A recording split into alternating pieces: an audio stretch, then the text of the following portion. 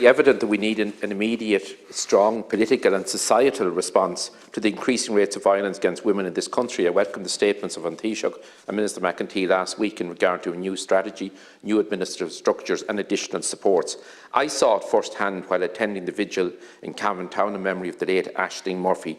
The groundswell and indeed passionate support for proper, full and comprehensive response to what is a pressing societal issue. That evening we had the opportunity to pass our sincere condolences to the Murphy family and indeed to the families of other female victims of violence as well throughout this island who died in similar horrific circumstances.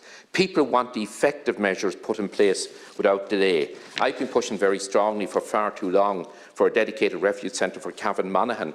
Victims of domestic abuse in Cavan Monaghan, the nearest refuge that they can be accommodated in is either in counties Meath, Louth or Sligo. It is horrendous for any person having to leave their home, but when they have to leave and travel a distance, and where there are children involved, those children can't go back to their school in many circumstances because they're so distant. So in the review of the accommodation to be published shortly, I sincerely hope that counties like Cavan and Monaghan will be catered for. We just don't want accommodation. We need a suite of services and proper supports, both legal and financial supports for those women and male victims where that occurs as well.